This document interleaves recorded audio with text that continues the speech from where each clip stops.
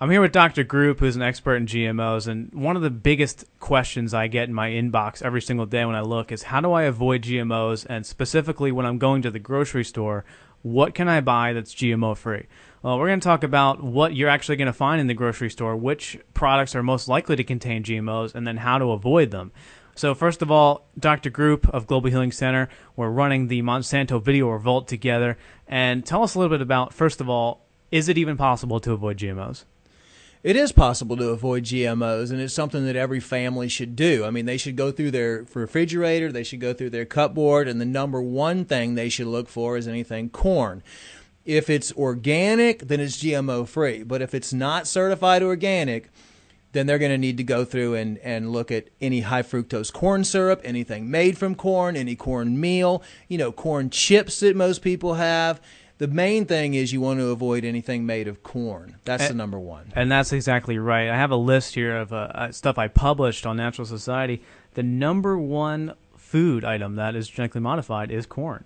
And we have a list of the top 10 worst offenders that are most likely to be GMO, or you might not think of as GMO. So some of these things on the list might not, for example, be the most proliferant GMO options, but they may be sneaky little incognito GMO agents. So number one is the most prominent, and that's what you said, corn. But that's also high fructose corn syrup, more specifically because they use junk corn, and that's in pretty much every processed food. But don't we eliminate that when we buy organic?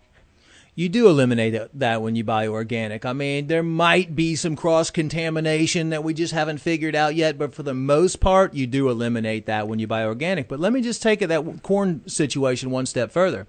You have to remember that a lot of the USDA cattle and pig and chicken are fed GMO corn. So when you feed an animal GMO corn in their feed, those genetically modified organisms get into the cow, into the pig, into the chicken, and then you eat that. So it's not like just I'm going to eliminate corn altogether. You have to have organic meat if you're a meat eater, and then you have to also eliminate corn from your diet. And that's why we need to label GMOs and eradicate them completely, because it will ultimately spread. And it's a serious issue, but for right now, we are talking about, food independence. So on this list too is soy, and that's another one. They say 96+% of corn is genetically modified. They say 94 or so percent of soy is modified as well, and that's even harder, I think, for me at least, to avoid than corn. I mean, soy's in so much stuff. Soy's in everything right now. I mean, just the best I can say on that is just become an ingredient list shopper. Take the time. You're going to see the same ingredients in most products. You're going to see soy lecithin. You're going to see soy-based products in there.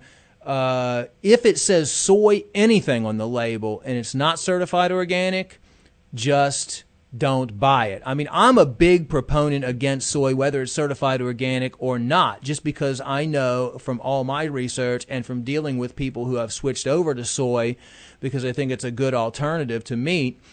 Soy, it contains phytoestrogens and it contains compounds that are toxic to the body. So I personally recommend people avoid all soy, but to avoid the GMO aspect of it, and we're talking soy lecithin and soy in anything, make sure you do not buy any product that says soy on the ingredient label. And by the way, if you're a mother and you're using infant formula, look at that infant formula right now. And if it says soy in there, or if it says corn in there, get rid of it immediately and switch to raw goat's milk, or switch to, and from organic goats, of course, breast milk. Breast milk, of course, is the best. I mean, I'm talking about any alternatives, but organic raw goat's milk or an organic non-soy-based baby food. Infant formula is the worst. But next up, we have sugar also, and genetically modified sugar beets were introduced to the U.S. market in 2009, and they've been modified by Monsanto to resist herbicides. So we already know to avoid sugar, don't we? We know it's a health destroyer, and we've seen the research on that with Lipton and others. But never think really, gee, this sugar is genetically modified, do you? I mean, you think about it as a negative health aspect. Well, not you, but the consumer. They go out and they say, I shouldn't eat sugar, but there's another reason not to ever purchase sugar, or at least the organic option. So what are some good organic sweeteners? Organic sweeteners are going to be raw agave nectar, but I really try to stay away from any type of sugar or sweeteners, or recommend people stay away from sugars or sweeteners. But if I was to pick one that's been proven since the age of time, it would be raw, locally harvested honey from an organic farm. That's going to contain glucose oxidase. Honey never goes bad, and it's going to be with full of minerals and vitamins and everything else that people can use, and it's actually fairly healthy. People think that they're avoiding sugar. I talk to people and they say, yeah, I don't eat any sugar. I don't put any sugar on my food or anything. But anytime you go out and you eat out in a restaurant, most likely the bread has sugar in it. The drinks have sugar in it. Ketchup, the condiments have sugar in it. I mean, if you really break it down, there's massive amounts of sugar in all foods practically. And it's not always GMO, but I mean, for example, the energy and protein bars. I was at Whole Foods looking at those the other day for a road trip, and I realized even the organic ones, 35 grams of sugar, and there was 2 servings. I mean, that's more than you should eat the entire day. Right. I mean, a coconut palm sugar or something like that might be a good replacement from general refined sugar, and definitely staying away from high fructose corn syrup. Absolutely. All right, the next one on the list is pretty obvious, but actually most people don't know it's genetically modified, and that is aspartame. And we talked about in a different video how specifically aspartame is made. In a 1998 article in The Independent, they talked about it.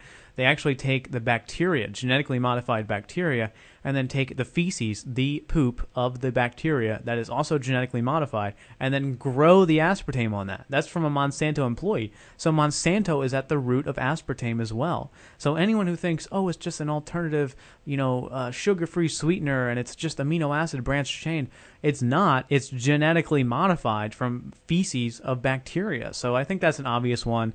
But how do we avoid aspartame? Aspartame is a very strong neurotoxin. Aspartame is one of the most dangerous things out there. It wreaks havoc on the neurological system. But the main thing with aspartame is over 86 degrees Fahrenheit, it converts to formaldehyde. Mm-hmm. And can completely start preserving your body. Back in the Gulf War, when all the soldiers were suffering, they linked it to 18-wheelers full of diet sodas and diet drinks that had been sitting in the sun for weeks and baking. And the soldiers were then handed all these drinks.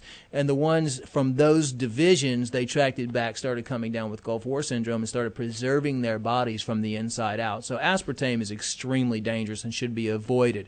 The thing is, all artificial sweeteners should be avoided. Maybe some stevia would be not artificial, but it's a natural. So if you just get in your mind that all artificial sweeteners should be avoided at all costs, you're doing good. Awesome. The next one is, I think, little known, and that's papayas. Most people don't go to the grocery store and think, well, this papaya might be GMO, but it's actually a real concern. We might not be seeing it widespread yet around the world, but it's something to think about. I don't think we really have to talk much. Do you have anything to input about that? Well, the thing is with papaya, not a lot of people eat it. I mean, it's not one of the things that 90% of the people when they go grocery shopping come home with. It's more of a Southern and South American delicacy. But I don't think there's huge worry right now. But if you do eat papaya, you want to eat certified organic papaya. Yeah, absolutely. And canola, this is actually a pretty big one. Canola oil is obtained from rapeseed through a series of chemical actions. But explain to people what rapeseed is and the history on canola oil. Well, the big fight against Monsanto really started with rapeseed production. And I think rapeseed is mixed with something else to make canola, isn't it? That's the whole thing, is that rapeseed isn't even a real thing at this point. Monsanto has created so many concoctions that canola oil, for example, is not even a real food. No, it's like canola oil is a mix of rapeseed and some other type of oil. I'm not sure exactly what it is, yeah. But the fact that rapeseed or canola oil is in a lot of different things, and even sometimes mixed in fryers at fast food restaurants, is what you have to avoid. So, I mean, another good point with oils is make sure that when you're at a restaurant, you can ask them what kind of oil they cook stuff in, and just avoid fast food restaurants anyway, because, I mean, that's just going to, all the stuff at a fast food restaurant, the beef is genetically fed cattle. The, oils that they use are genetically The modified. salad, the supposedly healthy salad. We did an article has, for example, McDonald's, the McNuggets have the same chemicals used to make a yoga mat. They have the remanufactured type of meat. It's horrible. I mean, there's no question. And then people complain about the horse meat in the burgers in the UK version of Burger King. But the fact of the matter is there's way worse things than even the horse meat, which is pretty crazy itself. So the best thing is I would just avoid canola anyway. Really, the best oils to use, just forget about all those oils. The best oils to use are going to be organic, cold-pressed, unrefined coconut oil. You can cook with that. It goes up to high temperatures without denaturing the oil. It's great for the skin, too. It's a medium-chain triglyceride oil. Coconut oil is reversing Alzheimer's disease and Parkinson's and dementia right now. It's an amazing substance. Use grapeseed oil, certified organic grapeseed oil, and the best is just olive oil. I mean, you can use olive oil for anything. It tastes great. Not Put it high on heat your cooking, salad. though. Yeah. Not with your cooking. I mean, you can use it for salads and you can use it for other stuff. If you're cooking at low temperatures, it's not that bad. Yeah. But we could go into detail about that, making sure you don't even cook with a Teflon pan Right, and stuff. but for now, it's a good alternative at least to canola oil, Yes. which hopefully no one's buying. I've never actually seen anyone purchase a big thing of canola oil to cook with. That would be like Well, buying. there are restaurants purchase it, and then there are people that actually purchase canola oil. So. Right. Well, they need to stop doing that. Next one is cotton oil, and that's originating in India and China, and of course is oftentimes GMO. I mean, GMO cotton is a pretty big thing as well. I mean, obviously purchase organic shirts and clothing if you can, but I mean, cottonseed oil is something that's in a lot of products, and it just goes back to checking the ingredients once again, doesn't it? The best thing I can say for cottonseed, it's usually cottonseed oil, and you will find it on ingredient lists. Just look for the ingredients, and if you see cottonseed oil on there, don't buy it. That's not a really big thing. No one needs an alternative to cottonseed oil. No one uses it effectively. And 8 is dairy, because we know that the bovine growth hormone, Monsanto's cloned injectable hormone that goes into the cows and ultimately kills them, is still in 30% of the milk in the United States. So ultimately it comes down to, sure, you can buy organic milk, but even raw milk is better, or any form of goat's milk, as you were mentioning. I think avoiding dairy is actually recommended to a pretty large degree by most experts. Anyway, I mean, especially if it's not organic. Yeah, I recommend good substitutes like hemp milk, almond milk, rice milk, and make sure they're all organic, and or make your own. I mean, I make my own almond milk from organic almonds that aren't irradiated, because a lot of the stuff is irradiated coming into the country. So the recombinant bovine growth hormone in dairy and in cheese and everything like that is actually, we've seen a tremendous rise in ovarian and reproductive cancers, especially breast cancer in women. It wreaks havoc on children's hormone levels, wreaks havoc on male hormone levels, and it wreaks havoc on female hormones. So you have a hormonal disruption that happens, and not only that, the cows have mastitis, and you end up with pus residues in the milk and blood cell residue in the milk, and it's just one thing that should be avoided, because when that happens, the cows are shot up full of antibiotics, they're shot up full of vaccinations, they're shot up with all kinds of other stuff, and ultimately that residue comes out through the milk. Definitely. So the last two are not really as big, and I don't think we need to go in depth, but they're zucchini and yellow squash, and they're modifying to resist certain viruses. They're not really a big deal right now, such as corn or anything like that, or soy, but it's something to think about if you're constantly purchasing zucchini and squash, to make sure you're buying organic alternatives, or at least non-GMO, because this will be an increasing issue over the years. Yes. So I think this helps a lot of people. I mean, even if they're not going to buy 100% organic, they can know that these are the trigger items. We're going to put them up on screen for your convenience right now, and you'll be able to at least identify these things that you need to purchase non-GMO every single time you go to the store. Yes. I recommend people educate themselves about GMOs. Watch the movie Genetic Roulette is a good documentary. Another one is Seeds of Death.